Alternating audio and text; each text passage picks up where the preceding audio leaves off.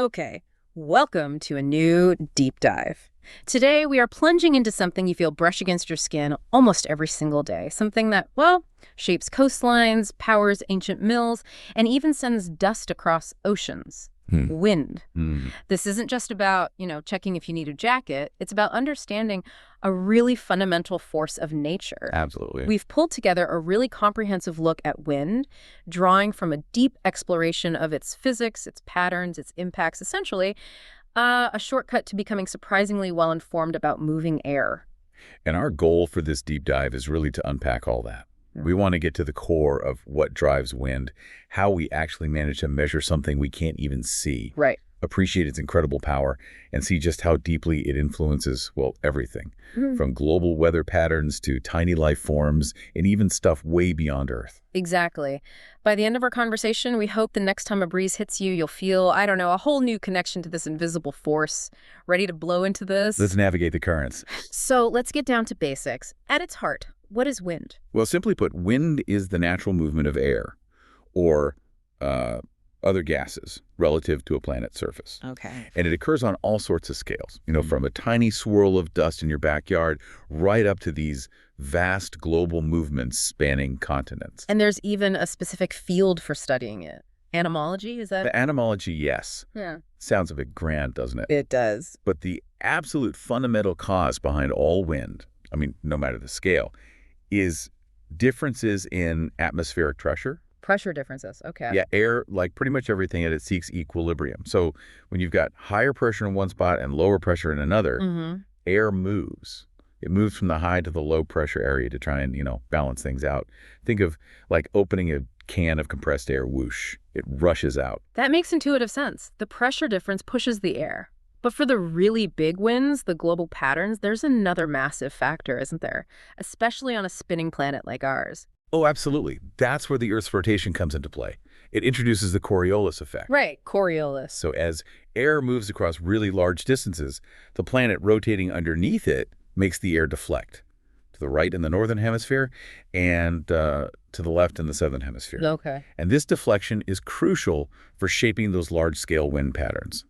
Although, interesting fact, it has basically zero effect right on the equator. Huh. So it's like a dynamic duo, pressure differences, often from the sun, heating things unevenly. Exactly. And the planet's spin bending that movement. Precisely. That differential heating between the warm equator and the colder poles, that creates huge pressure imbalances as warm air rises and cold air sinks. That's the engine, really. And Coriolis shapes the flow. And the Coriolis effect shapes the resulting airflow into those distinct global patterns we see. Okay, and what about down near the ground? Things slow down, right, because of friction. Trees, buildings.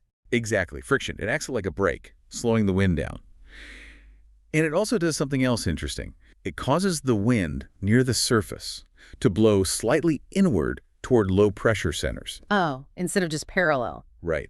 Higher up, where friction is negligible, the wind tends to blow more parallel to the lines of equal pressure, the isobars, because the pressure gradient force and Coriolis are more in balance. I see. Meteorologists actually use theoretical models of these balanced winds, like the geostrophic wind, to help analyze and predict the large-scale flow higher up in the atmosphere. All right, so we understand the forces driving it. But how do you measure something that's invisible? How do we know it's blowing at 20 miles per hour or coming from the north? That's a great question. Let's start with direction. This is a key point often confused. Wind direction is always the direction the wind is coming from. From where it's coming. Got it. So a west wind is blowing from the west towards the east. Simple tools like weather vanes or those wind socks you see at airports show this. They point into the wind. And windsocks give a rough speed, too, by how much they inflate. Exactly, by their angle. So direction's covered. Now speed, that's where we need instruments. Anemometer. That's the job of the anemometer. Yeah. The classic ones have those spinning cups you see. Uh-huh. But there are also propeller types, and much more modern ones now use things like ultrasound or even heated wires where the wind cools them down at a measurable rate. Wow. And even pidotubes, which measure pressure differences, similar to what airplanes use. Okay, so we often hear about sustained winds, especially with storms. Is there a standard for how long you measure that? Yes, and it's actually surprisingly variable around the world. Sustained wind speed is an average over a set period. The international standard generally is a 10-minute average, taken at 10 meters height. 10 minutes, okay. But for instance, in the U.S., It's a 1-minute average for tropical cyclones and a 2-minute average for regular weather reports. India uses 3 minutes. That's a big difference. A 1-minute average must be higher than a 10-minute one. It really matters. A 1-minute average is typically around 14% higher than a 10-minute average for the same wind event. So you can't always directly compare storm intensities reported from different regions without knowing the averaging time. Good to know. So what about gusts then? Are they measured differently? Gusts are just short, sudden bursts of higher wind speed within that averaging period. Then you have squalls, which are a bit more defined, usually an increase in wind speed above a certain threshold that lasts for a minute or longer. Okay. And how do we measure wind way up high, like where planes fly? Good question. We use things like radiosones, which are instrument packages attached to weather balloons. We track those balloons with GPS or radar as they go up. Ah, the weather balloon? Yep. We also use remote sensing tools. Things like SODAR, which uses sound waves, or Doppler radar and LiDAR, which use radio waves and light waves, respectively. They bounce signals off the air itself, or particles like dust or water droplets within it to figure out how fast it's moving. And satellites. Satellites, too, yeah. They can track the movement of clouds over time to estimate upper-level wind patterns. Now, for just describing wind strength in general terms, people might know the Beaufort scale. Right, the Beaufort wind force scale. Developed by Sir Francis Beaufort, initially for sailors to estimate wind strength at sea, just by looking at the waves and the condition of the sails. Empirical, based on observation. Exactly. It's an empirical scale, originally 0 to 12, but it's been extended now up to 17. It gives us those familiar terms like breeze, gale, which is actually quite a wide range, 28 to 55 knots, storm, and then hurricane force winds. Though hurricanes or tropical cyclones have their own specific classifications based on actual measured wind speed, right? With different names like cyclone, typhoon. Precisely. Same basic weather phenomenon, but different regions use different names and slightly different wind speed thresholds for categories like tropical storm, hurricane, typhoon, severe cyclone, and so on. And for tornadoes, which are, well, off the charts sometimes, they're rated based on the damage they cause. That's the Enhanced Fujita scale, or EF scale. It goes from EF0, light damage, up to EF5, incredible damage. It's used mainly in the US, Canada, and France to estimate the tornado's wind speed after it's happened based on how badly structures were damaged. Okay, and one last thing on weather maps. We see those symbols, kind of like arrows with little flags on them. Ah, wind barbs. My God. They're incredibly clever for packing a lot of information into a small space on a map. How do they work? The line part points from the direction the wind is blowing. So same rule as weather vanes. Then the flags, or barbs, on the tail tell you the speed. A short barb, or half flag, is 5 knots. A full flag is 10 knots. And a filled-in triangular pennant means 50 knots. You just add them up. Clever. Meteorologists also draw lines connecting points of equal wind speed on maps. Those are called ice attacks. They help visualize areas of high wind, like the core of the jet stream. Okay, we know what wind is, how pressure and spin drive it, how we measure it. Let's zoom out to the planet scale. What do the average wind patterns look like across the globe, if you could smooth it all out? If you average everything out over time, yeah, you'd see a very distinct, persistent pattern. It's all driven by that differential heating and the Coriolis effect we discussed. Right. Generally speaking, you find easterly winds blowing from the east near the poles. Then you get the prevailing westerlies in the mid-latitudes. That's roughly between, say, 35 and 65 degrees north or south of the equator. That's us, mostly. That's most of North America and Europe, yeah. And then, closer to the equator, in the tropics, the winds become easterly again. What about the areas between those zones? Like, are there calmer spots? Yes, often found near the subtropical ridges, around 30 degrees latitude. These are sometimes called the horse latitudes or the doldrums. Horse latitudes, why? Historically, sailing ships could get stuck there for weeks with no wind, and stories say they sometimes had to throw horses overboard to conserve water. Oh, grim. Yeah. Air is typically sinking gently in these regions, which leads to lighter surface winds. And interestingly, this sinking, drying air is also why many of the world's major deserts are located around these latitudes. Okay. And where are the strongest average winds found? Globally average, the strongest winds tend to be in the mid-latitudes, where that cold polar air clashes with the warm tropical air. That temperature contrast fuels strong jet streams aloft and energetic weather systems at the surface. Gotcha. So diving into the tropics first, you mentioned the easterlies there, the trade winds. The trade winds, exactly. They are these very reliable easterlies blowing generally towards the equator. They blow from the northeast in the northern hemisphere and the southeast in the southern hemisphere, thanks to that Coriolis deflection. And they're called trade winds Because they were historically vital for sailing ships engaged in trade routes across the Atlantic and Pacific. They're also powerful enough to steer tropical cyclones westward. And, as we touched on, they can carry enormous amounts of dust from the Sahara Desert all the way across the Atlantic. Wow. Affecting air quality and maybe even ecosystems over here. Definitely influencing air quality. And there's evidence linking Saharan dust to fertilization of the Amazon rainforest and potentially impacting coral reefs in the Caribbean. Amazing. And also in the tropics, we have monsoons. Ah, yes, monsoons. These aren't constant winds like the trades, but large-scale seasonal shifts in wind direction. They're most prominent in places like India, Southeast Asia, and parts of Africa and Australia. What causes the shift? It's driven by the difference in how land and ocean heat up over the year. In summer, the land heats up much more than the ocean, creating low pressure that draws moist air inland from the sea, often leading to very heavy rainy seasons. In winter, the pattern reverses. Okay, moving poleward then to the mid-latitudes, dominated by the westerlies. Yes, between about 35 and 65 degrees latitude, these winds blow predominantly from the west, specifically from the southwest in the northern hemisphere and the northwest in the southern hemisphere. And these steer our everyday weather system. They're the primary driver, yeah. They steer those low-pressure systems, the extratropical cyclones, that bring us much of our variable weather, rain, wind, changes in temperature. They tend to be strongest in winter, when the temperature difference between the poles and the equator is greatest. And their impact goes beyond just weather patterns, right? You mentioned sailing. Absolutely. Historically, understanding the westerlies was key to establishing efficient round-trip sailing routes across the Atlantic and Pacific.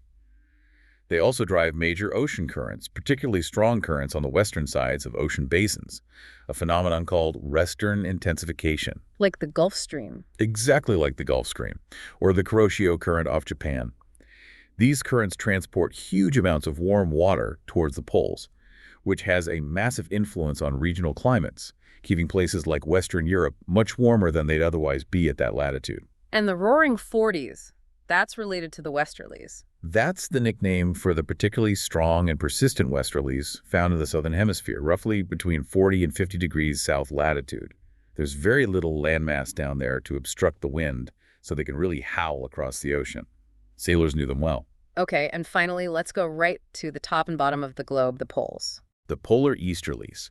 These are generally cold, dry winds blowing from the high-pressure areas located right over the poles, moving towards the lower-pressure areas found further south or north in the Antarctic. And they blow from the east. They blow from the east towards the west, again due to the Coriolis effect deflecting the outflowing cold air.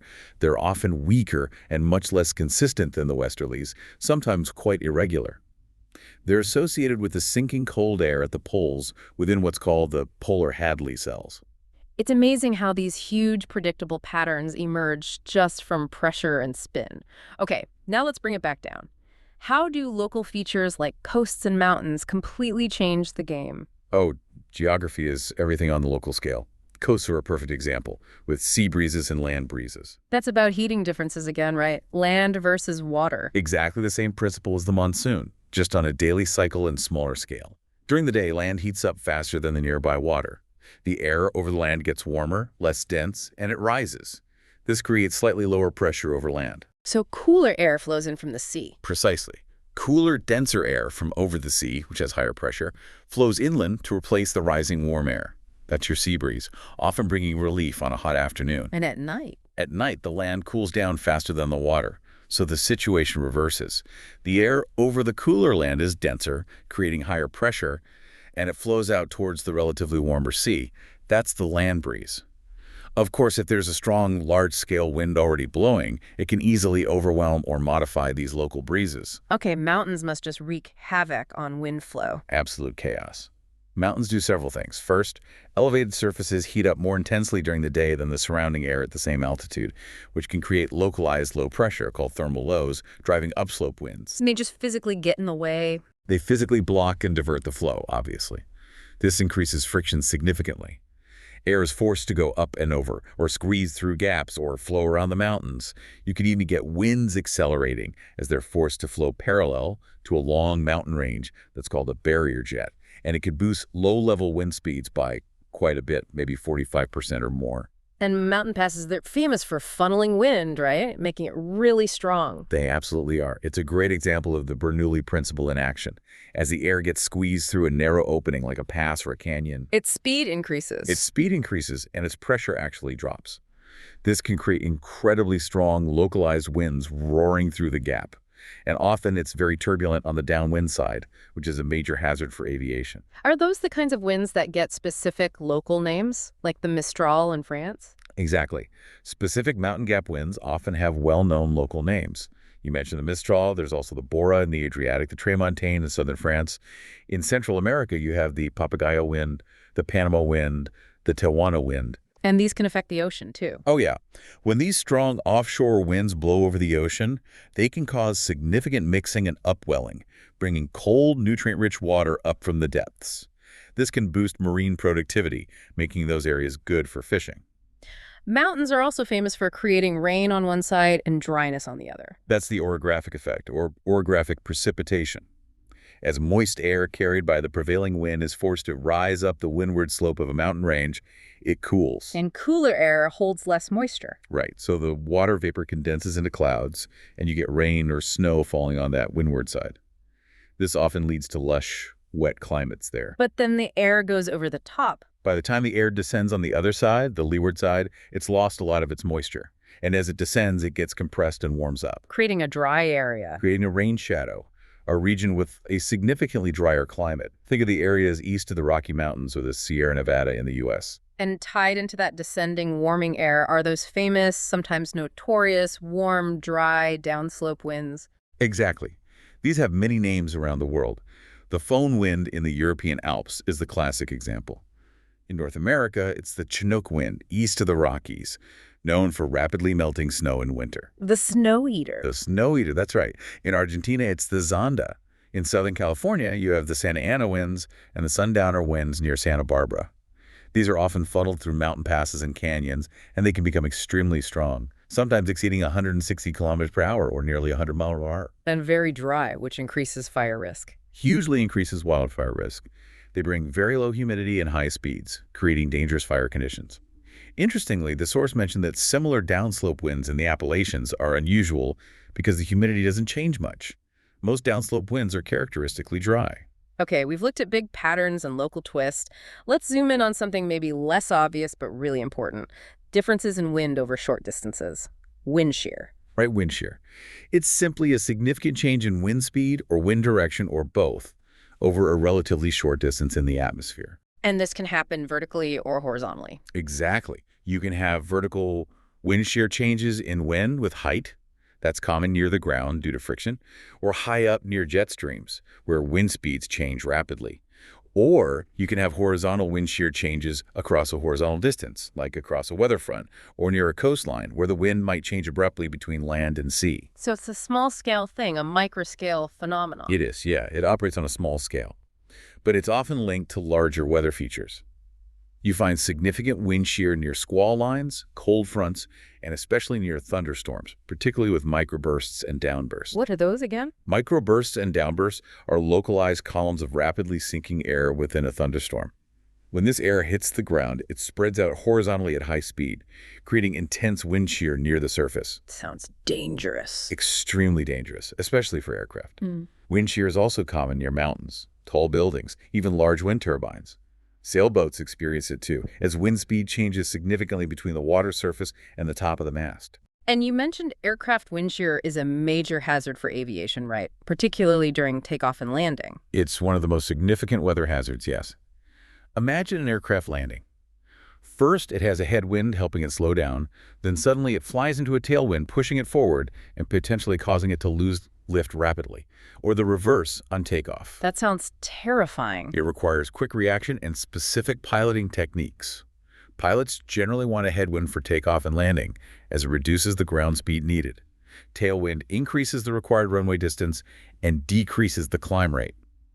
Sadly, wind shear was identified as a major cause of several fatal aircraft accidents, particularly in the 70s and 80s, which led to much better detection systems and pilot training. So pilots now anticipate it. They have to. They might use a higher approach speed if wind shear is expected to maintain a safety margin. Okay, here's a really surprising impact mentioned in the source. Wind shear affects how sound travels. Isn't that fascinating? It does, because wind speed normally increases with height near the ground. That's vertical wind shear. It affects sound waves traveling through that layer. Wow. Sound travels faster relative to the ground when it's moving with the wind, downwind, and slower when moving against it, upwind. This difference in speed with height causes the sound waves to bend or refract. Bend which way? They tend to bend away from the direction of the faster wind. So downwind, the sound waves bend down towards the ground, meaning you might hear sounds from much further away than expected. Upwind, they bend upwards, away from the ground, so you might not hear something relatively close by.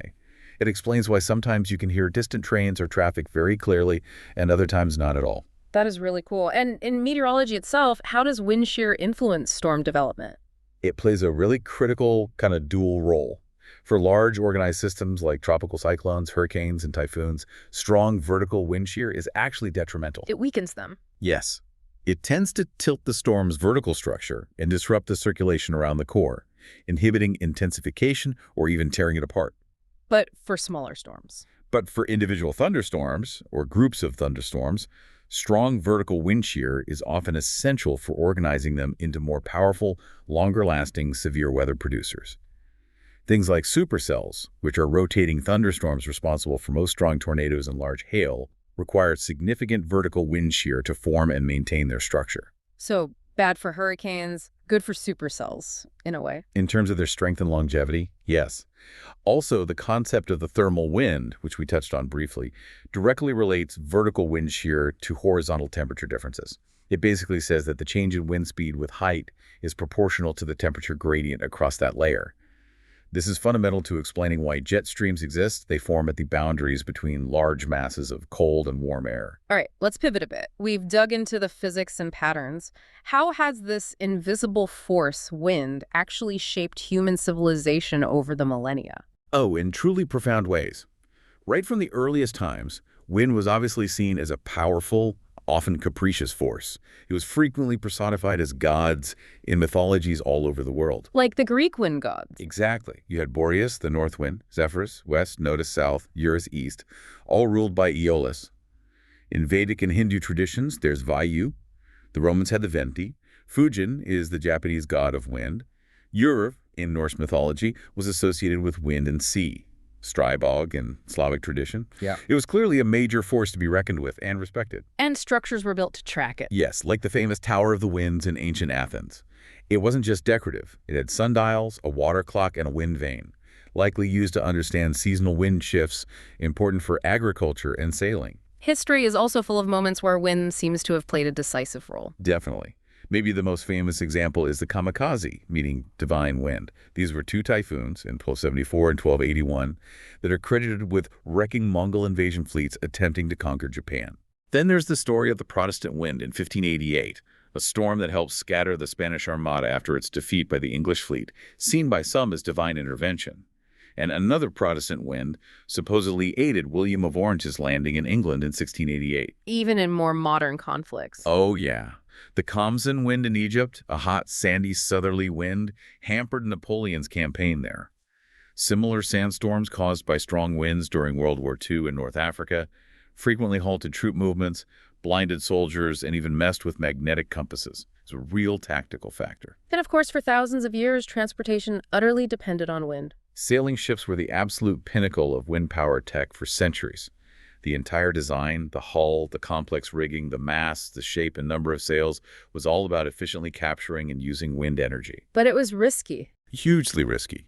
Long ocean voyages could take months.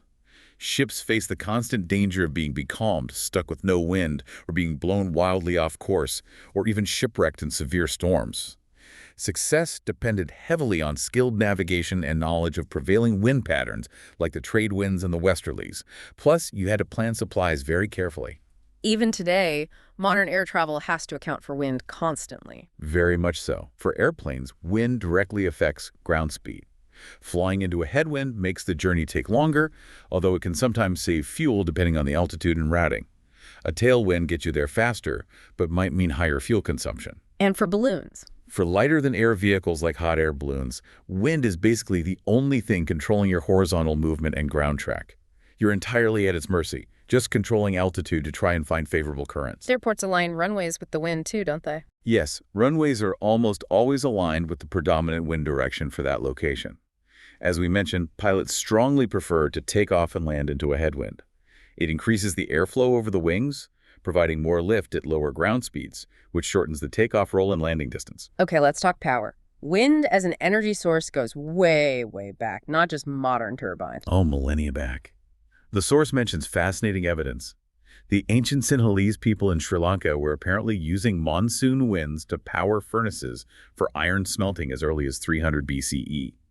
These furnaces could reach temperatures of 1200 degrees C, which is pretty amazing for the time. Wow. There's also mention of a rudimentary windmill powering an organ described in the 1st century CE. By the 7th century CE, vertical axle windmills were being used in what's now Afghanistan, mostly for grinding corn and drawing water. And the ones we usually picture, the European style. The horizontal axle windmills, yeah. Those started appearing in northwestern Europe around the 1180s. They became incredibly important for grinding flour, pumping water to drain land, especially in the Netherlands, and other tasks. And fast forward to today. Wind power is a huge part of the renewable energy picture. It's a major player and growing incredibly rapidly worldwide. Most of the installed capacity is still onshore wind farms, but offshore wind has enormous potential. Why offshore? Winds generally tend to be stronger and much more consistent over the open ocean, without obstacles like hills and buildings to slow them down or make them turbulent. And the power available increases dramatically with wind speed, right? Yes, this is crucial. The power available in the wind is proportional to the cube of the wind velocity. The cube, so double the speed. Means 8 times the potential power. That's why finding consistently windy sites is so important for wind energy. Of course, you can't capture all of it. There's a theoretical limit, known as Betz's law, which says a turbine can extract a maximum of about 59.3% of the kinetic energy from the wind passing through it. Still impressive. And finally, wind is just plain fun for a lot of people. Recreation. Absolutely. So many sports and hobbies rely on wind. Hang gliding, hot air ballooning, kite flying, kite surfing, paragliding, sailing, land sailing, windsurfing. The list goes on. Even in something like gliding, understanding wind gradients near the surface, how wind speed changes rapidly in the lowest few meters, is critical for safe takeoffs and landings. Okay, let's shift focus purely to the natural world now. Apart from us humans, how does wind shape ecosystems and the physical landscape? Wind is a fundamental geological and biological agent. In arid and semi-arid climates, it's a primary driver of erosion. How does that work? 2 main ways. First, deflation, where wind simply lifts and removes loose small particles like silt and sand from the ground. Second, abrasion, where the particles carried by the wind act like tiny sandblasters, scouring and eroding rock surfaces they impact. This is how features like sand dunes are formed, shaped, and moved over time. You also mentioned a specific type of fertile soil deposited by wind. Loss. Yes, Lois. It's this very fine-grained, silty sediment that's transported and deposited by wind, often originating from glacial outwash plains or deserts. It can form incredibly thick blanket deposits covering large areas. And it's good for farming. Often develops into extremely rich, fertile soils that are highly productive agriculturally. Think of the U.S. Midwest or parts of China. But Loess is also geologically unstable. It can stand in steep vertical banks, but erodes very easily, especially by water. That's why things like planting trees as windbreaks are really important in Loess's regions to prevent soil loss. And this dust doesn't just stay local. You mentioned Saharan dust reaching the Americas. It's a massive global transport system. The major wind circulation patterns act like conveyor belts, moving enormous quantities of fine dust particles over thousands of kilometers. Saharan dust regularly crosses the Atlantic, reaching the Caribbean, the Amazon, and the southeastern U.S. Does that have negative effects? It can negatively impact air quality, especially for people with respiratory issues. There's also evidence linking increased dust transport, potentially worsened by droughts in Africa since the 1970s, to declines in coral reef health in the Caribbean, perhaps by carrying pathogens or blocking sunlight. Dust from the Gobi Desert in Asia also travels across the Pacific to North America. And there are specific names for these dust-carrying winds, too. Yes, regional names often describe these events. The Kalima brings Saharan dust to the Canary Islands. The Harmattan is a dry, dusty wind blowing from the Sahara over West Africa towards the Gulf of Guinea. The Sirocco carries dust from North Africa across the Mediterranean into southern Europe. The Khamsin affects Egypt and the Arabian Peninsula. The Shamal brings dust storms to the Persian Gulf region. Okay, moving to plants. Wind is obviously crucial for spreading seeds and pollen for many species. Absolutely. That's called anemocry dispersal by wind. Many plants have evolved seeds or fruits with adaptations for wind travel, like the fluffy parachutes on dandelions, the winged seeds of maples and ash trees, or the microscopic spores of ferns and fungi. Does it work well? It allows for long-distance dispersal, but it's inefficient. Plants using this strategy often have to produce vast quantities of seeds or pollen because the chance of anyone landing in a suitable spot is low. It's very common in weedy or pioneer species that need to colonize open ground quickly. And then you have tumbleweeds, where the whole plant breaks off and rolls away in the wind. And wind pollination, too. Anemophily, or wind pollination. Grasses, sedges, rushes, and many trees like oaks, birches, and ragweed rely entirely on wind to carry pollen from male to female flowers. They typically produce huge amounts of light, dry pollen. But wind can also be damaging to plants, can't it? Oh, definitely. Strong, persistent winds can limit tree growth, especially on exposed coasts or high mountains. It can cause physical damage, breaking limbs and twigs, or lead to erosion of thin soils around the roots. Wind throw, is that when trees get blown over? Exactly. Wind throw is a major disturbance factor in forests, where strong winds, often during storms, literally knock down or uproot trees. This is more likely on windward slopes, in older stands, or where soils are shallow or waterlogged. Coastal plants often show physical pruning effects shaped by the constant onslaught of wind and salt spray. And you mentioned sand abrasion earlier. That sounds nasty for plants. It really is. In windy, sandy environments, winds between, say, 25 and 40 miles per hour can hurl sand grains with enough force to rupture plant cells on the surface. This physical damage makes the plants highly vulnerable to water loss through evaporation, stressing them, especially during droughts. Does it affect their growth? Yes. Studies on cotton seedlings, for example, show that plants subjected to sand abrasion diverted energy away from normal root and stem growth into repairing the damaged tissue, so it definitely comes at a cost. And wind can even spread plant diseases, like fungal spores. Unfortunately, yes. The spores of many economically important plant pathogens, like rusts and mildews, are tiny and lightweight, perfect for long-distance wind dispersal. They can travel hundreds, even thousands of kilometers, sometimes crossing oceans, to infect new areas. It's a huge challenge for agriculture because you can't really stop the wind. You have to focus on prediction, monitoring, and mitigation. Okay, what about animals? How does wind affect them? Wind impacts animals in lots of ways. One obvious one is wind chill, especially for livestock like cattle and sheep exposed to cold and windy conditions. A strong wind dramatically increases their rate of heat loss. How do wild animals cope? Well, emperor penguins in the Antarctic have that amazing huddling behavior. By packing tightly together, they can reduce their collective surface area exposed to the brutal winds and cut individual heat loss by as much as 50%. Smart penguins. What about flying animals? Smaller flying insects are often at the mercy of the wind, getting swept along by prevailing currents, which can influence their distribution. Birds, being stronger flyers, often actively use the wind. During migration, many species fly at altitudes and times to take advantage of tailwinds, saving significant energy. Does that affect weather data? It actually can. Large flocks of migrating birds, often flying at night below about 7,000 feet, can show up on weather radar and sometimes contaminate the wind profile data that meteorologists rely on. Huh.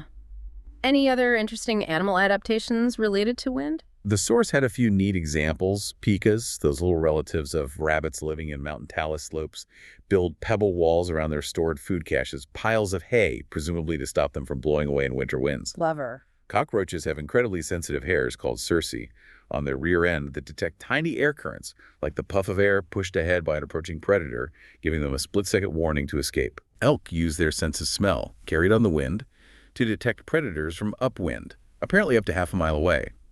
And some predators actually use wind to their advantage. Glaucous gulls, for instance, were observed increasing their hunting attempts on nesting seabirds called mirrors when winds got stronger than about 15 kilometers, 9 miles per hour, possibly because the wind helped their aerial maneuvering or made the prey more vulnerable. We've seen wind's power in nature and how life adapts, but that power can obviously be incredibly destructive when it interacts with human structures. Absolutely. The potential for damage scales up dramatically with wind speed. It's all about the pressure the wind exerts.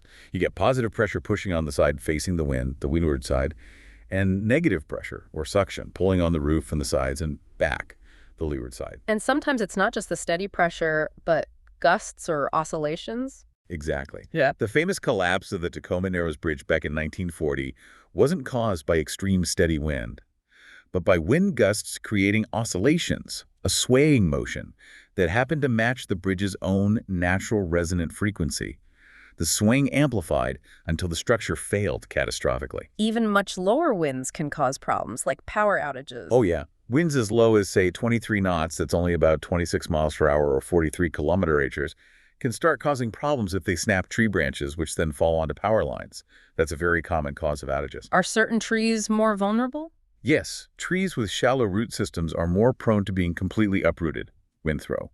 And trees with brittle wood, like eucalyptus, or certain types of hibiscus or avocado trees are more likely to suffer major branch breakage. And when you get to hurricane-force winds? That's when the structural damage really ramps up. Winds around hurricane strength, starting at 74 miles per hour, cause significant damage, especially to less sturdy structures like mobile homes.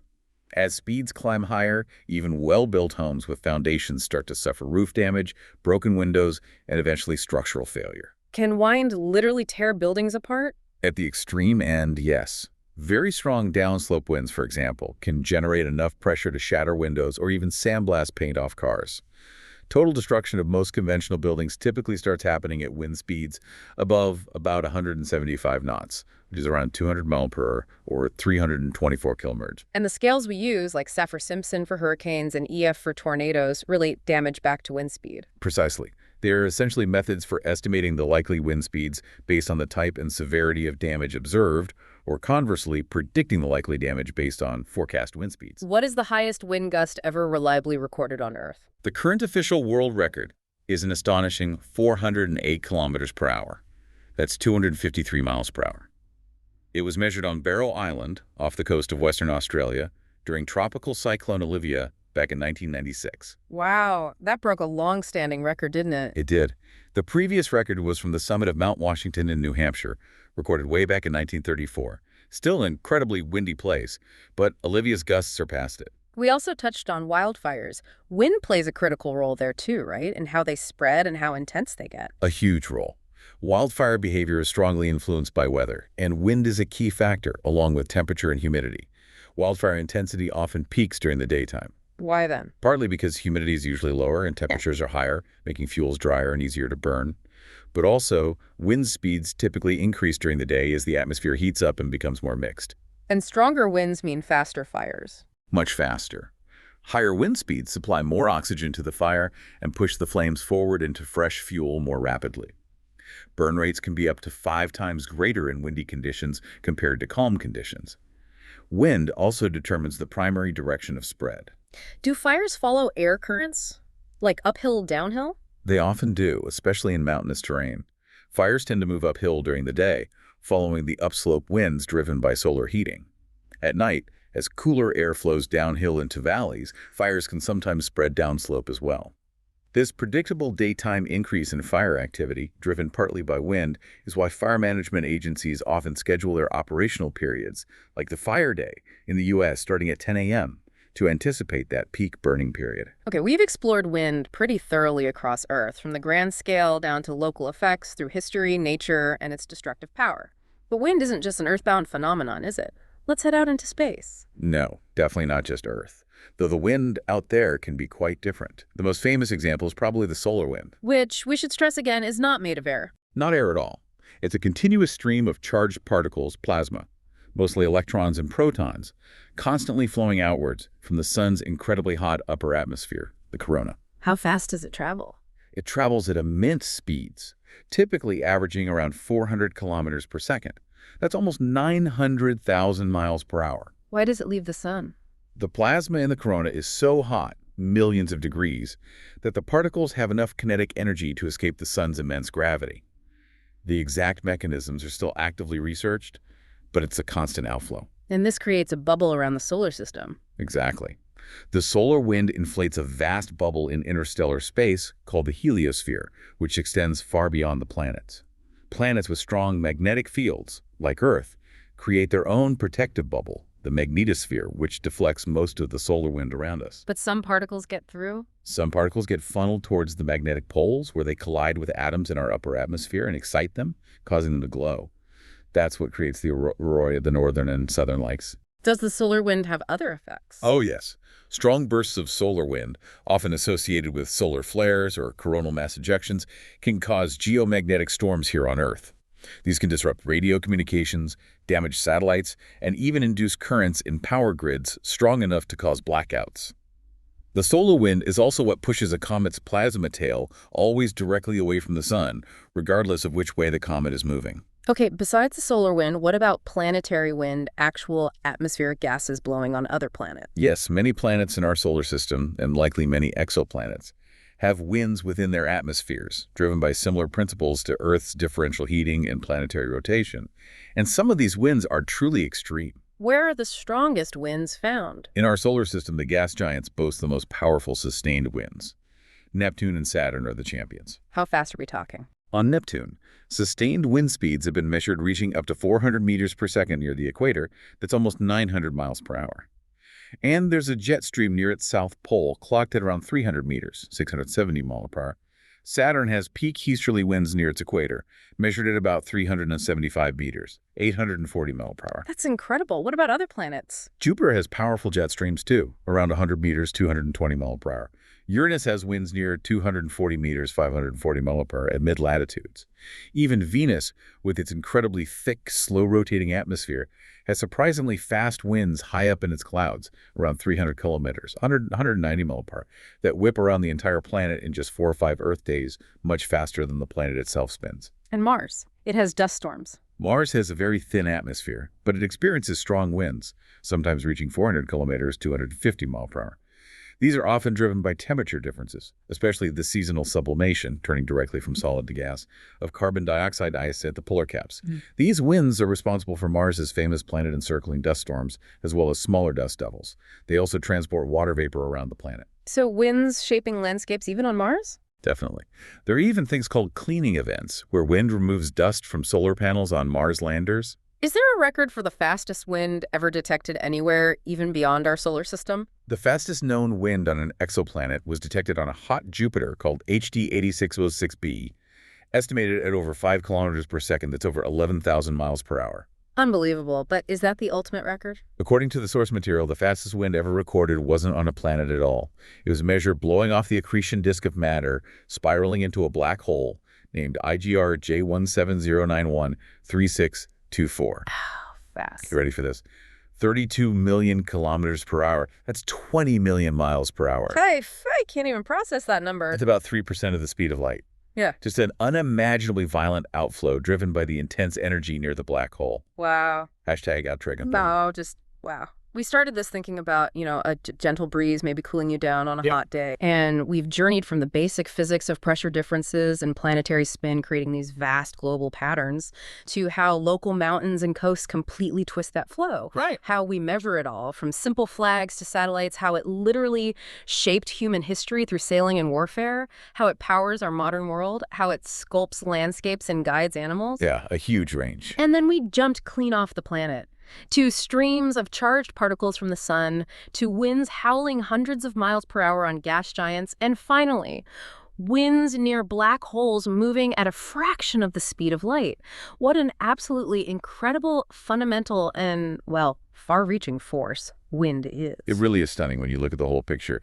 Wind isn't just moving air. It's this manifestation of energy transfer on planetary scales. It's an architect of history, a driver of biological evolution and distribution, a powerful geological force, and apparently a feature of some of the most extreme environments in the cosmos. Universal, yet so varied. Its presence seems almost universal, where you have atmospheres or plasma flows, yet its specific effects are incredibly diverse, from pollinating a flower to shaping the atmosphere of a planet over billions of years. It definitely makes you think. The next time you feel the air move around you, maybe, just maybe, you'll have a little bit more appreciation for that connection to something truly vast and powerful. And maybe it prompts a final thought for you to take away. Consider how something as seemingly simple and everyday as moving air is so fundamentally connected to, well, Everything. Ancient myths, the climate we depend on, the shape of our coastlines, the history of exploration, the future of energy, even the physics near black holes. Yeah. It really makes you wonder, doesn't it? What other forces, what other phenomena that seem mundane or simple in our daily lives might actually have similarly profound, complex, and far-reaching impacts that we just rarely stop to consider. That's a great thought to end on. Thanks for joining us for this deep dive into the world of wind.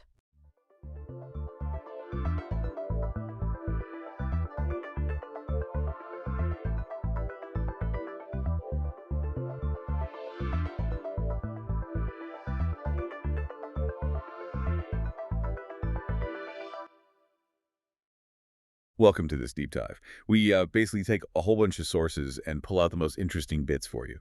And today, we're really getting into a classic. I mean, a huge one from Greek mythology. That's right, the story of Jason and the Argonauts.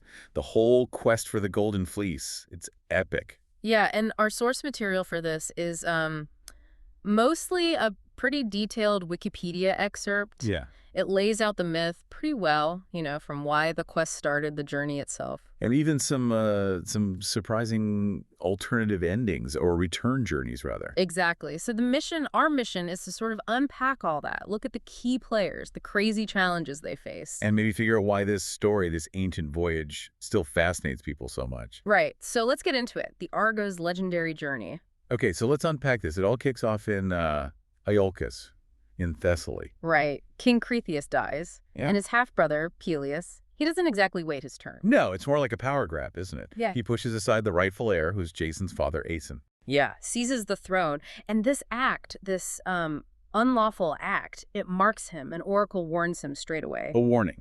Like, watch out for a descendant of Aeolus. Someone's coming for revenge. Precisely. So Peleus, being ruthless, tries to, eliminate any potential threats from that family line. Wives out quite a few, apparently. But Aeson, Jason's dad, he's spared. Spared, yes, but not exactly free. His mother pleads for him, so Peleus just keeps him prisoner, basically neutralizes his claim, doesn't kill him, but takes him out of the picture. Okay. And meanwhile, Aeson's son, Jason, is just a baby. Yeah, young Jason, he gets smuggled away secretly for safety. And raised by Chiron, the centaur. That's, like, the best hero training you could possibly get, right? Heracles, Achilles. Yeah. They all learn from him. Absolutely. So Jason gets this top-tier heroic upbringing, kind of off-screen from the main drama in Iolcus. So fast forward a bit, Jason grows up, he's 20, and Oracle tells him, go back to Iolcus. Right. And on the way, this fateful encounter happens. He sees an old woman struggling to cross a muddy river, the Inaros. And Jason, being the hero type, helps her out, carries her across. And in the process, loses a sandal in the mud. Just one, which is, significant. And the old woman, surprise, it's Hera, queen of the gods, in disguise. Yep. And she already has a grudge against Peleus for something he did earlier, so Jason helping her, that earns him some serious divine favor. Huge. And here's where it gets really neat. Peleus had also gotten a prophecy, hadn't he? A different one. He had, warning him specifically, beware a man wearing one shoe or one sandal. So Jason rocks up to Iolcus right when Peleus is holding some big sacrifice, and he's missing. One sandal. Peleus sees him and immediately thinks, uh-oh, this is the guy, the one-sandaled man, and he's my nephew. Right, but he can't just kill him on the spot, can he? Too many important witnesses, other kings around. No, that would look bad. So he needs a plan, a way to get rid of Jason without getting his own hands dirty.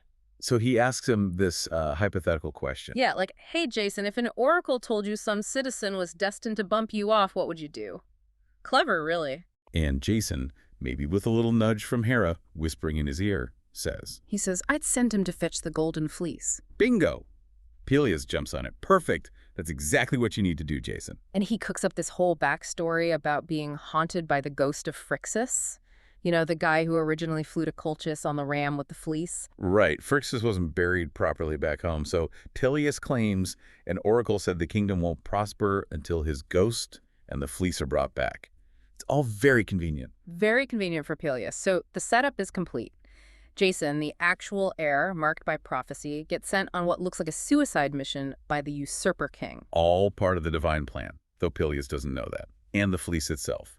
It's in Colchis, guarded by a sleepless dragon in a sacred grove. Super dangerous. And Peleus swears he'll give up the throne if Jason comes back, fully expecting him never to return. But Hera's got Jason's back. Okay, so the quest is on. But Jason can't do this alone, obviously. He needs a ship and a crew. A legendary ship, the Argo. And not just any crew. He needs heroes, lots of them.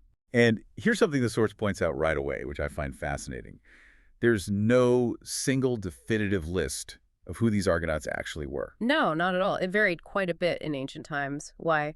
Well, basically having an Argonaut ancestor was like a status symbol. Everyone wanted to claim one. So different cities, different families, they probably had their own versions, inserting their local hero into the story. Makes sense. But still, there are some big names that pop up consistently across many lists. Like Heracles, right, the ultimate strongman. Yep, Heracles is often there. The twins, Castor and Pollux. Orpheus, the musician whose songs could charm anything. Peleus, who'd later be Achilles' dad. Telamon, father of Ajax and Teucer. It's a who's who. A real dream team of Greek heroes. But even then there's disagreement, like Atalanta, the huntress. Was she there? Some say yes, some say Jason wouldn't let her come because, well, she was a woman, might cause drama. Or maybe she just didn't want to go. Right. So the crew list itself shows how these myths weren't fixed texts. They were fluid, adaptable stories. But the main point is the sheer number and the quality of the heroes Jason managed to recruit. Over 50 names in some lists. Yeah, it wasn't a small boat trip. It was basically all the biggest names of the heroic age crammed onto one ship, the Argo, which really tells you how important and how dangerous this quest was perceived to be. Okay, so they set sail. First big stop, Lemnos, an island inhabited entirely by women. Which is immediately weird, right? There's a backstory, of course. The women of Lemnos had ticked off Aphrodite, the goddess of love. By not honoring her properly, apparently, so she cursed them. With a horrible smell, so bad their husbands couldn't stand them and started bringing back other women from Thrace. Understandable reaction from the husbands, maybe? But the Lemnian women's reaction was extreme. Yeah. They banded together and murdered every single man on the island in one night. Brutal. Except for one guy, right? The king, Thoas. His daughter, Hypsipyle, secretly saved him. Right. So the Argonauts arrive to find this island run by women, led by Queen Hypsipyle. She welcomes them. And things get cozy. Jason and Hypsipyle become lovers, have kids.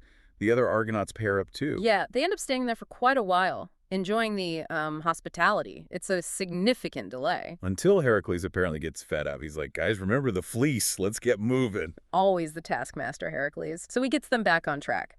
This Lemnos episode, though, it shows a few things. Like the dangers of distraction on a long journey. Definitely. And the power of angry gods like Aphrodite. Plus, it introduces this theme of powerful women and their, let's say, complicated relationships with the heroes. And poor Hypsipyle, after they leave, the other women find out she saved her dad and she has to flee.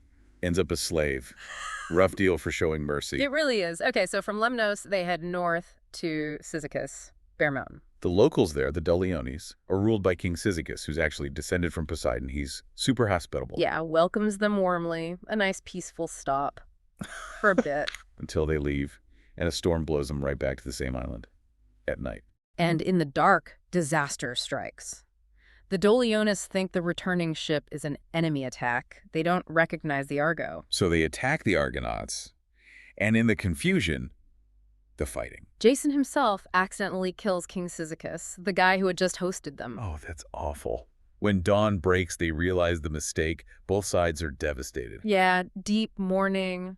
The Argonauts cut their hair, give the king a big, fancy funeral. It's a tragedy. And it's not a monster fight, is it? It's about miscommunication, bad luck, maybe fate messing things up, friends becoming enemies by accident. Exactly. A very human kind of tragedy within the myth. Okay, next stop, Mysia. More losses here, but different kinds. This is where Heracles gets left behind, right? Along with Polyphemus. It starts with Hylas. Yeah, young Hylas, Heracles' companion. He goes to get water from a spring. But the local nymphs, the water spirits, they see him, find him beautiful, and just pull him in. Gone forever. Polyphemus hears him cry out, thinks he's been kidnapped, goes looking, tells Heracles. They both search frantically. And while they're off searching in the woods, the Argo sails away without them. Just leaves them there. Ouch. But again, the source notes this is another point where the stories diverge. Right. Some versions say Heracles wasn't even on the ship by this point. Maybe he was off doing one of his labors, serving on Phallae. Or another cool version. The ship itself, the Argo, remember it had that magical talking beam from Dodona? It supposedly declared it couldn't carry Heracles' massive weight plus all the other heroes. Too much hero power for one boat. Huh. I like that one. Or maybe Heracles was the leader initially, and this is a way to sideline him. Could be. It feels like different storytellers wrestled with having Greece's biggest hero on Jason's quest.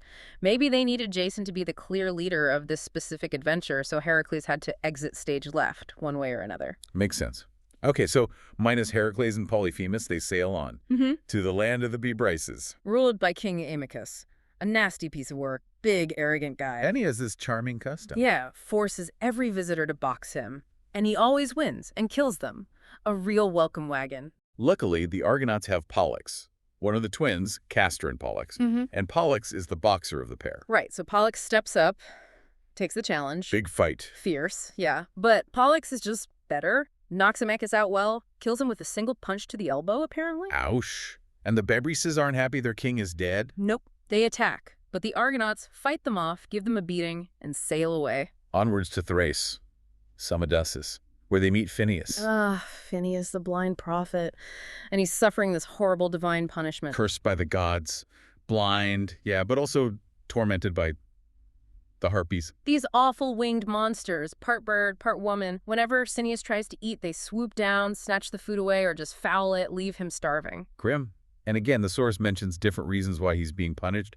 Another variation. Right. Maybe he revealed too many divine secrets. Or he blinded his own sons. Or maybe he helped Phrixus's kids try to get back to Greece. Whatever the reason, the punishment is severe. Phineas is desperate. He tells the Argonauts he'll give them crucial advice for their journey ahead. If they can get rid of the harpies for him. A fair trade, really. And luckily, 2 Argonauts are perfect for the job. Zetes and Calais. The sons of Boreas, the north wind. And they have wings. So they chase the harpies. There's a prophecy involved here too, isn't there? Yes. The harpies were fated to die by the hands of the Boreads, Zetes, and Calais. But the brothers were fated to die if they couldn't catch whoever they were pursuing. High stakes. So, big aerial chase. What happens? Long pursuit. Eventually, in some versions, one harpy just drops dead into a river. Another makes it to some islands, the Strophades, the turning islands, because they turn back there. Or maybe a less violent end. Possibly. Another version says Iris, the messenger goddess, intervened. The harpies swore an oath never to bother Phineas again, and the brothers let them go, so no one dies. Either way, the Argonauts delivered. They freed Phineas. They did. And now Phineas has to pay up with that crucial advice. And he definitely delivers. He tells them about the next big hurdle. The simple gates. The clashing rocks. Yeah, these are terrifying. Huge moving cliffs at the entrance to the Euquinese Sea, the Black Sea. They smash together, crushing anything trying to pass between them. Seems impossible. Yeah. But Phineas gives them a plan. A test. Right. Release a dove first. If the dove makes it through, they have a chance. Row like crazy right after the rocks pull apart if the dove gets crushed. Don't even try it. Turn back. So they get there, they release the dove, it makes it. Just barely, though. The rocks clash shut and snip off its tail feathers. Close call. Okay, so that's their cue. The rocks recoil. And they row for their lives. Pure adrenaline, maybe a bit of divine help, too. Hera's still looking out for Jason, right? Gives him a push. Seems like it. They squeeze through. The very back end of the Argo gets clipped as the rocks smash together again, but they make it. They're through. Wow. And this is a huge moment, not just for them, but mythologically speaking. Absolutely. The prophecy or the fate was that once any ship successfully passed the simple gates, they would stop moving. They'd become fixed in place. So the Argo opened the way, basically. They Made the did. Black Sea accessible. Exactly. They were the first and only ship to navigate them while they were still active, clashing. Pretty epic. Okay, so they're in the Euxine Sea. They reach the land of the Mariandynians. King Lycus rules there. And good news for a change, Lycus is friendly. Why? Because the Argonauts killed King Amycus, the boxer bully king who used to raid Lycus's land. Ah, the enemy of my enemy is my friend. Makes sense. But even among friends, the journey takes its toll. They lose more crew members here. Not in battle this time? No. Idmon, the seer, he gets killed by a wild boar while he's out gathering straw or something. A really mundane, unheroic end. And Tussis, their expert helmsman, the guy steering the ship. He just gets sick and dies. Illness. It happens, even to heroes on a quest. So they need a new helmsman. And Caius steps up. They have to adapt. Always adapting. So they keep going. Next stop, the island of Dia. And more monsters. The Stymphalian birds. Weren't these birds from one of Heracles' labors? The very same. nasty creatures that shoot their feathers like arrows. How do they handle them without Heracles? They remember Phineas's advice again. Or maybe it was just common knowledge about these birds. They bang their shields and spears together and make a huge racket. Like the Curates, those mythical figures who made noise to protect baby Zeus. Exactly that kind of idea. The loud noise scares the birds, drives them off the island. It works. And on this same island, they find shipwrecked sailors. Yeah, a bit of luck, or maybe fate intervening again. It's the sons of Phrixus. Phrixus, the guy whose ghost Peleus used as an excuse, the one who brought the fleece to Colchis in the first place. His sons, Argus, Phrontides, Melissae, Cylindrus. They were trying to sail back to Greece from Colchis when they got shipwrecked. Wow, so Jason helps them out. He does, and in return, they agree to guide the Argonauts the rest of the way to Colchis. Plus, their mother, Chalciope, lives in Colchis, and she happens to be Medea's sister. So finding these guys gives them directions and a potential connection inside the Colchian court. Crucial. Very crucial. And so finally, after all these islands and monsters and losses, they reach Colchis. They sail up the river Phasis. Destination achieved. Jason goes to King Aeetes, the ruler of Colchis, the guy who has the fleece. And Aeetes knows about the prophecy too, the one that says his kingdom is safe only as long as the fleece stays in Colchis. So he's not inclined to just hand it over when Jason asks for it on behalf of Peleus. Not a chance. Aeetes is cunning. He says, okay, sure, you can have the fleece if you complete a few small tasks for me. Small tasks. Yeah. Like impossible tasks, right? Yeah. First, yoke 2 gigantic bulls made of bronze that breathe fire. Okay, standard stuff. What next? Use those fire-breathing bulls to plow a huge field. Then, sow the field with dragon's teeth. Dragon's teeth. What happens then? Fully armed warriors sprout from the ground where the teeth are sown, an instant army, and Jason's final task, defeat all of them. Right. Seems perfectly reasonable. Jason must have been slightly worried. Stunned. Terrified. These tasks look completely unbeatable for a mortal man. But Hera hasn't forgotten him. Not at all. She helped him cross the river. He earned her favor. She knows he can't do this alone, so she pulls some divine strings. She goes to Aphrodite, the goddess of love. Yep. Asks her for a favor. Make Aeetes' daughter, Medea, fall madly in love with Jason. And Aphrodite does it. Shoots his arrow, maybe? However it happened, it works. Medea, who is not just a princess, but also a powerful sorceress, a priestess of Hecate, she sees Jason and is instantly, overwhelmingly in love. Smitten. And she knows her father's tasks are deadly. Desperately afraid for Jason's life, she arranges a secret meeting. She tells him, I can help you. I have magic. But there's a catch. A big one. She makes him swear a solemn oath. If she helps him succeed, he must marry her and take her back to Greece with him. Jason doesn't have much choice, does he? No way out. He swears the oath, so Medea gives him the tools he needs. Like a magic potion. Or ointment. Yeah, a powerful ointment. She tells him to rub it on himself, his shield, his spear. It'll protect him from fire and iron for one whole day. Enough to handle the fire-breathing bulls. What about the earthborn warriors? She gives him the strategy for that, too. When they sprout up, she says, don't fight them directly at first. Throw a stone into the middle of them. Why? What did that do? They get confused about who threw the stone, think they're being attacked by each other, and start fighting amongst themselves. Chaos. Allowing Jason to then pick off the survivors. Hmm. Clever. Very. So Jason follows her instructions to the letter. Uses the ointment, yokes the bulls, plows the field, sows the teeth. The warriors sprout up. He throws the stone. They turn on each other. Mayhem ensues. Jason wades in and finishes the job. He completes all the tasks. Aeetes must have been impressed, right? Impressed? No, he's furious. He knows Jason couldn't have done it alone. He immediately suspects Medea helped him. And he's not giving up the fleece. Nope. He reneges on the deal. Worse, he starts plotting to burn the Argo and kill Jason and all the Argonauts that very night. But Medea knows her father. She knows he's treacherous. She acts fast, goes to Jason, tells him they need to get the fleece now and escape. She leads him to the sacred grove of Ares that night. Where the sleepless dragon is guarding the fleece. How do they get past that? Medea's magic again. She uses her drugs, her spells, her charms. She manages to lull the dragon into a deep, unnatural sleep. So Jason just walks up and takes the golden fleece off the tree. Under Medea's protection, yes. He grabs the prize, they race back to the Argo. And the Argonauts waste no time. Set sail immediately, under cover of darkness. Escaping Colchis with the fleece and with Medea, their powerful, dangerous new ally. But the escape isn't clean, is it? Aeetes finds out quickly. And he has a son, Medea's brother, Absyrtus. Right, Absyrtus. The source mentions he might have joined them in the escape initially, maybe as a hostage Medea took, or maybe he was leading part of the pursuit fleet Aeetes sent after them. It's a bit unclear. But Aeetes is definitely in hot pursuit. His ships are gaining on the Argo. Yeah, and Medea, seeing her father's ship getting closer, makes a truly horrific decision. Utterly ruthless. This is the really dark part. In one main version, she kills her own brother, Absyrtus. Murders him, cuts his body into pieces, and throws the pieces overboard one by one into the sea. Why?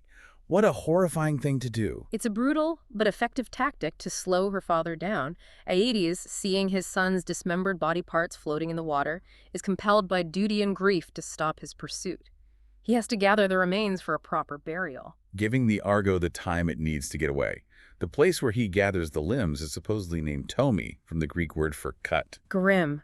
But this act, killing her own brother, kinslaying, it angers the gods. Specifically Zeus, king of the gods. So Zeus sends a huge storm, knocks him way off course. Way off course. And the Argo itself, the talking ship, speaks up. It declares that Zeus is furious and won't relent until they go to Aea, the island home of Circe. Circe, isn't she Medea's aunt? Another powerful sorceress. The very same. The Argo says they have to go there, find Circe in Ausonia, that's ancient Italy, and get purified for the murder of Absyrtus. So the return journey immediately becomes this detour for purification, a penance. Exactly, a perilous one. They sail through different seas, finally reach Aea. Circe isn't exactly thrilled to see them, knowing what they've done, but she performs the purification ritual anyway, reluctantly. Okay, purified, but the dangers aren't over. They have to sail past the sirens next. Ah, the sirens, whose beautiful singing lures sailors to smash their ships on the rocks. Deadly. But the Argonauts have Orpheus, their musician. Right. Orpheus tunes up his lyre and starts playing and singing. His music is so beautiful, so powerful, it completely drowns out the sirens' deadly song. So the crew isn't tempted. Mostly. Mostly. Only one guy, Butes, he still gets entranced and jumps overboard, swimming towards the siren. Oh no. Does he die? Almost. But Aphrodite apparently swoops down and saves him, taking him off to Sicily. So Orpheus basically saved the day there. After the sirens, more famous hazard. Charybdis, the whirlpool. Scylla, the six-headed monster. The wandering rocks, Plankte, spewing fire and smoke. Basically, the nightmare passage from the Odyssey. How do they survive that? Mortal sailors wouldn't stand a chance. But remember Hera. Still looking out for Jason. She calls in more help. She calls in the sea nymphs. Thetis, who will later be Achilles' mother, and her sisters, the Nereids. They physically guide the Argo, steer it safely through all those dangers. Divine intervention again. Wow. They get through that, past the island of the sun god's cattle, Thrinacia wisely leaving the cows alone. Good call. Odysseus' crew learned that the hard way, and they finally reach Corcyra, modern Corfu, island of the Phaeacians. Ruled by King Alcinous and Queen Arete, known for being just and hospitable. A safe haven. Seems like it. But trouble follows them. Yeah. Remember those Colchians Aeetes sent out? Some gave up, but one group tracked them down. They find the Argo and Medea at Corcyra. Yep. And they go to King Alcinous and demand he hand Medea over to face justice back in Colchis. So Alcinous has to make a judgment. What does he decide? He sets a condition, a clever one.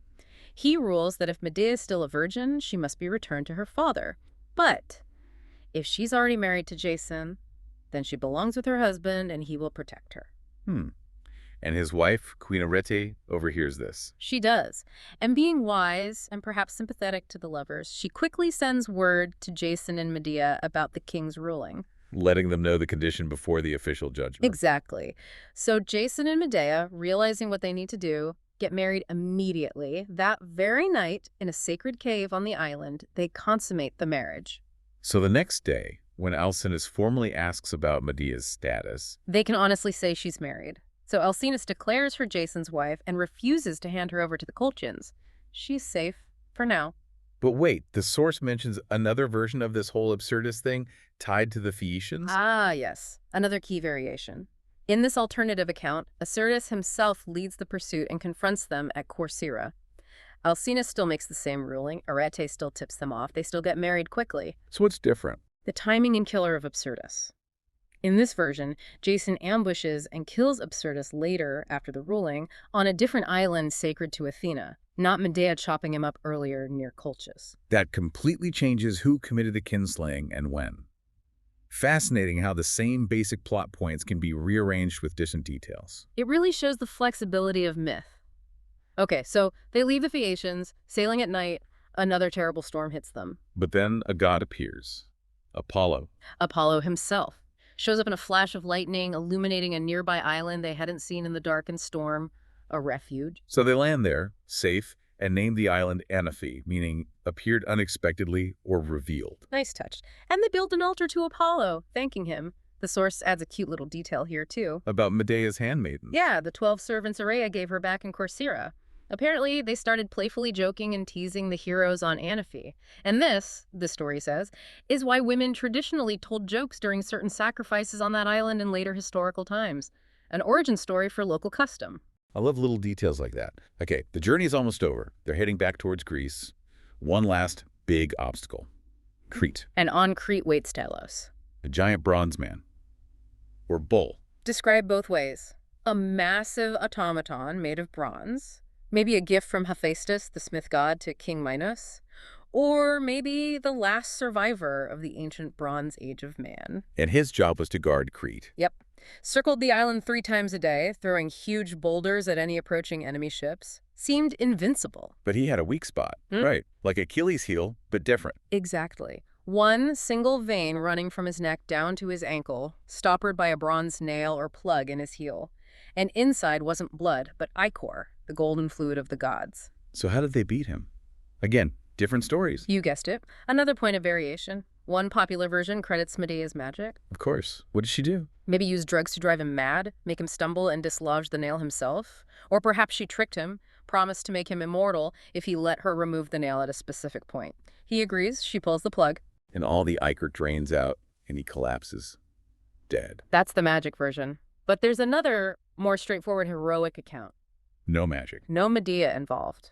In this one, Poeas, one of the Argonauts, who later fathers the famous archer Philoctetes, simply shoots Talus in the ankle with an arrow, hits the single vulnerable spot, the nail pops out, ichor drains, Talos dies. So either Medea's sorcery or an archer skill.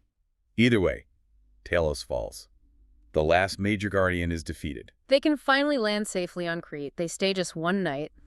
Then a quick stop at Aegina for water. Apparently they had some kind of friendly race or contest while getting water there. Another little ritual detail. Seems like it. And then finally, they sail between Euboea and Locris. And arrive back home. Iolcus. The voyage is complete. Incredible journey. And the source adds that this whole epic trip, in some tellings, supposedly took only 4 months.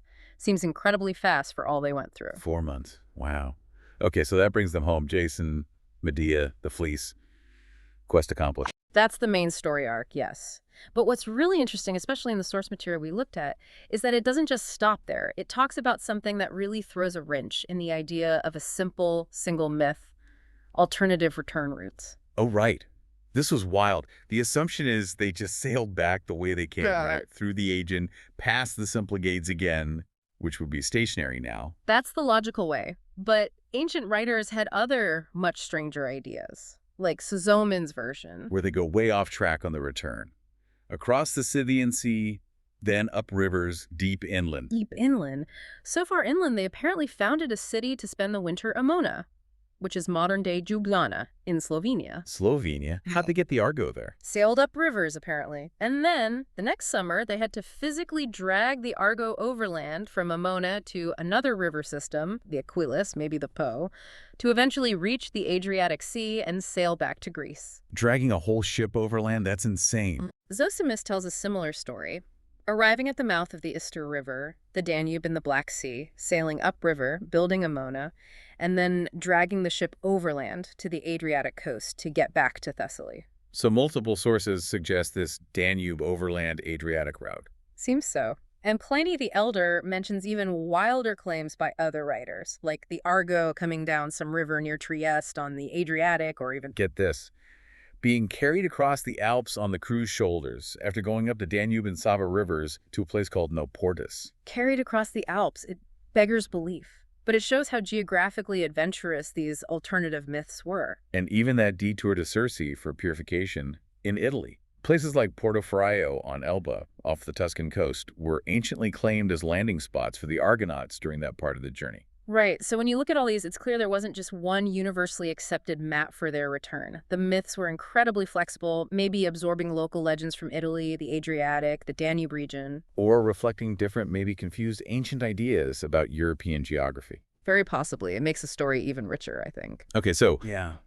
wow, we've sailed through storms, faced down monsters, dealt with angry gods and tricky kings, and really got to know this legendary crew and their complicated journey, all thanks to this deep dive into the source text. Yeah, and what really stands out, for me at least, isn't just the list of star heroes or the catalog of crazy obstacles, Yeah. clashing rocks, harpies, fire-breathing bulls. Or even Medea, who's such a fascinating, powerful, and frankly, terrifying figure. Yeah. Essential for success, but the cost. Exactly. But beyond all that, it's how the story itself wasn't set in stone. It existed in so many different versions. We saw that with the crew list right at the start. Yeah, and why Heracles left, or if he was even there.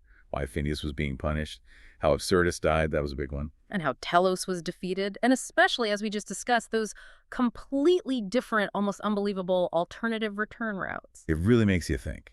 Which brings us to a final thought, something for you, the listener, to ponder. When a foundational myth, a story as famous and central as Jason and the Argonauts, has this many variations, contradictions, and alternative paths woven right into its different tellings, what does that really tell us? What does it suggest about how mythology works, how stories evolve, maybe even how we remember history or tell our own stories? Something to think about. Absolutely. Thanks for joining us on this deep dive.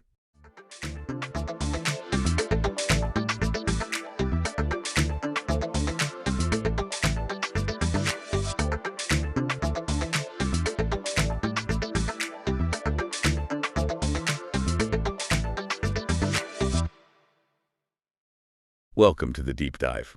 Today, we are really getting into the life and, well, the colossal impact of a name that absolutely still echoes through history, Napoleon Bonaparte. We've got a whole stack of sources here, notes, excerpts, quite a bit drawn from Wikipedia, tracing his journey. It's pretty astonishing, really. Minor aristocrat on an island to, well, master of a continent. And then the fall. It's quite the story. And Napoleon, it's more than just the battles and the empire building, isn't it? It's packed with ambition, political genius, ruthless pragmatism sometimes, and just contradictions. Historians are still chewing over it all. Absolutely. So our mission here in this deep dive is to sift through this material, pull out the key moments, the surprising facts, and the core narrative that helps you understand who this figure really was, and crucially, why he still matters so much today. Right. Think of it as a guided tour, maybe, highlighting the turning points. Yeah, exactly. Cutting through the noise to get to what's essential. Okay, let's unpack this. So the story starts not in mainland France, but on Corsica. Napoleone Bonaparte, born there in 1769. His family was originally Italian, actually. Yeah, and he grew up speaking Corsican and Italian, which is kind of wild when you think he becomes this icon of France. Sent to mainland France at just 9 for military school. Brienne-le-Château, the École Militaire in Paris. Can you imagine that culture shock for a kid? And the sources say he was reportedly bullied, for his accent. Spoke poor French at first. Yes, clearly brilliant despite those hurdles. Excelled in maths, history, subjects that obviously helped later. An examiner even saw potential for a naval career, apparently. But he chose artillery. That technical focus definitely shaped his command style. By 1785, he's commissioned an officer in the French Royal Army, interestingly enough. And the timing. Yeah. Incredible. The French Revolution kicks off just a few years later. Chaos, yes, but also huge opportunities. Exactly. He was a big supporter of the revolution, pushing its cause back in Corsica, too. This upheaval just accelerated everything for someone like him. Merit suddenly mattered more, right? Or at least demonstrated ability. Precisely. And he got noticed fast. There was the Siege of Toulon in 93, used artillery brilliantly against the British there. Big win. And then came 13 Vendémiaire in 95. That sounds important. Oh, pivotal. He's defending the government in Paris against royalists. Famously uses artillery, that whiff of grape shot line you always hear. Right. It wasn't just tactical. It showed he'd use force to back the revolutionary government. Made him a hero to the Directory, the government at the time. That really put him on the map. But the real breakthrough, you could argue, was the Italian campaign starting in 96. Given command of this struggling army against the Austrians and their allies, and what he did there was well, astonishing. Victory after victory, right? Often against bigger armies. Speed, tactics, artillery again. The sources say, what, 67 actions, 18 pitched battles won? Just in that campaign. And he didn't just win battles, he made war pay. The sheer amount of wealth he took from Italy. Millions in cash, medals, jewels. And art. Over 300 paintings and sculptures, the sources mention. Yeah, and this wasn't just random looting. He institutionalized it, funded his own campaigns, filled French museums, set a precedent, really. Okay, so after Italy, he leads the invasion of Egypt and Syria in 1798. What was the thinking there? Threaten British India? That was the idea. Maybe link up with Tipu Sultan. Militarily, it was mixed victories like the Battle of the Pyramids, sure, but also big setbacks like Nelson destroying his fleet at the Battle of the Nile. Ah, right, Nelson again. But politically, even though the campaign wasn't a total military success, it kept his name out there back home, and when he got back to France in 1799... He found the Directory government was deeply unpopular and broke. Exactly. He saw his chance. November 1799, he engineers the coup of 18 Brumaire, overthrows the Directory. So he returns not as a defeated general, but as the strongman needed to restore order. Pretty much. Becomes first consul of the Republic, a new kind of leader. Some called it a dictatorship by plebiscite. Centralized power, but kept some revolutionary appearances. And he moves fast to consolidate that power, doesn't he? Leads the army again, wins the Battle of Marengo in 1800 against the Austrians. Military success was always key to his political standing. Administratively.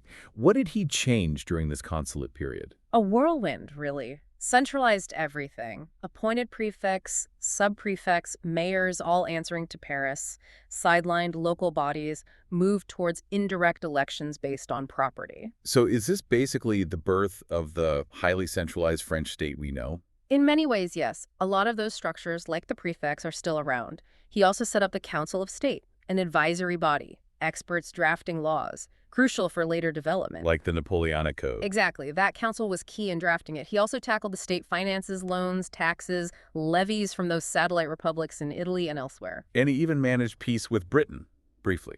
Treaty of Amiens, 1802. Yeah, very briefly. But that peace, however fragile, really boosted his popularity. Which he immediately used. May 1802, a plebiscite vote asking if he should be consul for life. And the result? Overwhelming. 3.6 million yes votes. A massive mandate. Also made peace with the Catholic Church around then, the Concordat of 1801. Right, signed with Pope Pius VII. Recognized Catholicism as the majority religion's smart move for social stability after the revolution's anti-clericalism. But the church had to accept the loss of its lands, and, importantly, the government got control over appointing bishops. Classic Napoleon pragmatism, isn't it? Using religion for political ends. He reportedly saw it as a tool for order, not deep personal faith. But his record on rights during this time, it's really complex, contradictory even. How so? Well, on one hand, genuinely progressive moves like abolishing Jewish ghettos, granting civil rights to minorities in France, equality before the law for the middle class. Right. But then, a huge step back. In May 1802, he reintroduced slavery in the French colonies, just 8 years after the revolution had abolished it.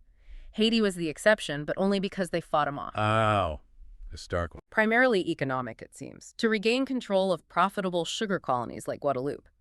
But his forces failed to retake Saint-Domingue from Toussaint-Louverture.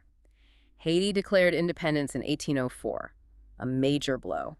And speaking of the Americas, war with Britain is looming again by 1803. The Amiens peace didn't last long at all. No, and Napoleon realized France's huge Louisiana territory in North America was basically undefendable against the British Navy. So he sold it to the United States, 1803, $15 million. Doubled the size of the U.S. overnight, and gave him cash for the coming wars. Britain declared war again in May 1803, partly because Napoleon kept expanding his influence in Europe, annexing Piedmont, messing with Switzerland and Holland. And then the ultimate step, December 1804, Notre Dame Cathedral. He crowns himself Emperor of the French, famously takes the crown from the Pope and puts it on his own head, then crowns Josephine. Symbolism overload. Authority comes from himself, not the church. Exactly, and the will of the people, supposedly, via those plebiscites. But it cemented the shift to a hereditary monarchy, ditching many revolutionary ideals. And just before that, wasn't there the execution of the Duke of Enghien? Yes, a Bourbon prince, executed based on flimsy suspicion of a plot, seen across Europe as a brutal political act. really underlined the authoritarian turn. So Emperor Napoleon, this means more war. Yeah. Inevitably, and he's considered one of the greats. Militarily, his tactics are still studied. What made him so good on land? Speed, concentration of force, aiming for the decisive battle, not just maneuvering, but finding the enemy army and, well, destroying it. Masterful use of artillery, combined arms, led to those huge wins. Jena Auerstedt, Friedland. But the sea, always the problem. Trafalgar, October 1805, Nelson again. A crushing defeat for the French and Spanish navies. Trafalgar basically ended any serious French naval threat to Britain for the rest of the wars. So he couldn't invade Britain. What did he do instead? Economic warfare. The continental system started with the Berlin Decree in 1806, tried to blockade Britain by banning European trade with them. Did it work? The sources say it was widely violated. It was incredibly hard to enforce, hurt continental economies too, probably as much as Britain's, caused a lot of resentment, required policing the entire coastline of Europe. He met with Tsar Alexander I at Tilsit in 1807. That seemed like a peak moment. Diplomatically, maybe? Secured an alliance with Russia, but the terms were harsh on Prussia, which created lasting bitterness. And the Russian alliance itself was shaky, forcing Russia into that unpopular continental system. After Tilsit, he turned to Spain and Portugal, the Peninsular War. Yeah, and that became a nightmare for him. Started by invading Portugal, then got bogged down in Spain.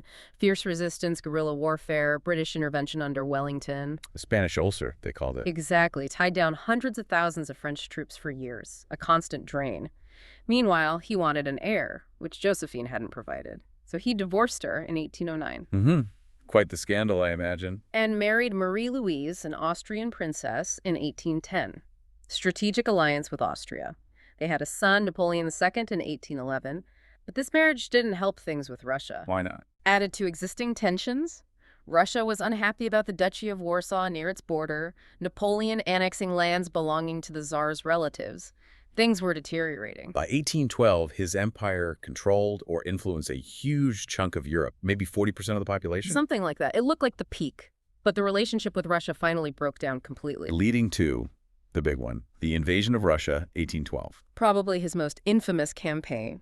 Assembled this massive Grand Armée, maybe 450,000 troops from all over Europe. What went wrong? I mean, everything, seemingly. It was hubris, partly, the sheer scale. The Russians refused a decisive battle early on. They just retreated, burning everything scorched earth. Destroying supplies the French needed. Exactly. The French supply lines got stretched impossibly thin. They fought bloody battles like Borodino, even occupied Moscow. But Moscow was burned.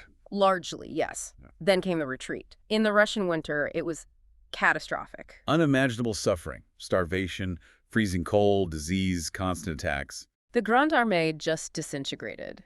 Estimates suggest maybe up to 1 million military deaths, combining both sides, in that campaign alone. Napoleon himself left the army in December to rush back to Paris. That loss must have emboldened everyone against him. Absolutely. Led directly to the War of the Sixth Coalition, 1813-14. Russia, Prussia, Sweden, Britain, Austria, all finally united properly against him. He still won some battles initially, didn't he? He did, showed flashes of his old brilliance. But the Allies now had overwhelming numbers and resources. It all came to a head at the Battle of Leipzig in October 1813. The Battle of Nations. The biggest battle of the Napoleonic Wars. And a massive, decisive defeat for Napoleon. Crippling losses. After that, the coalition invaded France itself. Yes, in 1814. Pushed towards Paris. Facing overwhelming odds, Napoleon was forced to abdicate. Treaty of Fontainebleau, April 1814. And exiled to Elba. Must have been surreal. Emperor of Europe reduced to sovereign of this tiny island off Italy. He tried some reforms there, apparently, but money was tight. He kept watching France, though. Heard the new Bourbon king, Louis VIII, wasn't popular. Right. Heard about Josephine's death, too. And crucially, heard rumors the Allies might banish him even further away. Which probably spurred him on. Seems likely. February 1815, he escapes Elba. Just him and about 1,000 loyal men. Lands back in France. And the army sent to stop him. Yeah. Just joins him. Incredible moment. They greet him with Vive l'Empereur.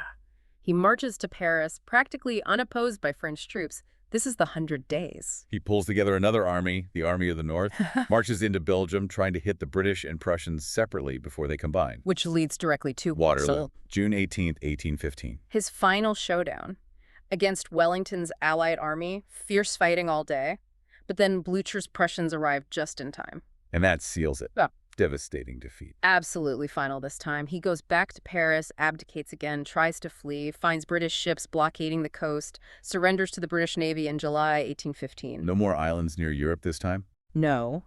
They sent him to St. Helena, an incredibly remote British island, way out in the South Atlantic, under heavy guard. And his life there.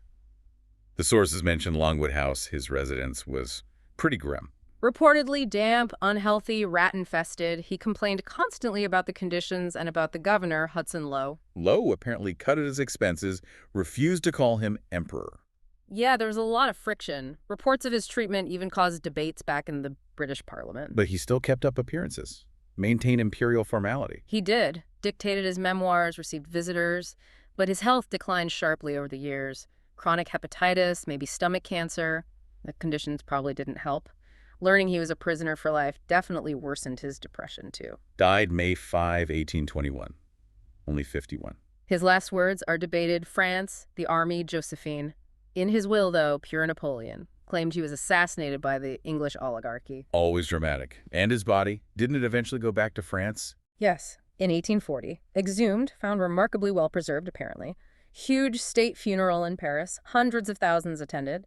Eventually entombed at Les Invalides. And there's that bizarre footnote about parts of him being removed during the autopsy? Yes. The sources do mention his heart and intestines were sealed in the coffin, but his penis was allegedly removed. A very strange historical detail, that one. Definitely strange. Okay, so that's the life, but the legacy. That's where it gets really tangled, isn't it? Enlightened modernizer or megalomaniac tyrant? Deeply, deeply debated. Some older comparisons to figures like Hitler are generally rejected now by serious historians. No systematic genocide on that scale, but specific atrocities like that massacre of Turkish prisoners in Syria are rightly condemned. The criticisms are hefty, though. The wars themselves, maybe 6 million dead across Europe, the economic exploitation, the looting of art. Absolutely. And the authoritarianism, especially later on. Censorship, closing newspapers, sidelining representative government, dismissing judges, exiling critics, it became much harsher. But his record on rights is so mixed. You mentioned emancipating Jews, equality before the law for the middle class. True. Genuinely progressive for the time in some ways. But then reinstating slavery, reducing rights for women and children in his new legal codes, bringing back hereditary titles. It's a real contradiction. What about the man himself? What do the sources say about his personality? Immense ambition, clearly. High intelligence, amazing memory, incredible work ethic, organizational skills off the charts. Could dictate complex orders very rapidly. An inspiring leader, too, right? Wellington's quote about his presence being worth 40,000 soldiers. But also capable of being charming one minute, publicly humiliating someone the next, prone to rages. Some historians definitely see a misogynistic streak, a certain cruelty. Did he connect with ordinary people or just see them as tools? Debate there, too. Sources suggest genuine affection, for Josephine certainly, maybe moments of compassion, but also a sense that others were instruments for his ambition. Pragmatic, a realist, especially early on, promoting talent regardless of background. That changed later. Consensus seems to be yes. Became less tolerant, surrounded himself with yes men, lost some realism, ability to compromise, arguably led to mistakes like Russia. Sounds like a dual nature. The rationalist who took scientists to Egypt, but also this romantic dreamer, founding religions, conquering Asia. Yeah, and superstitious too, apparently. Believed in fate, lucky stars. Saw himself as destined of the race that founds empires, he reportedly said.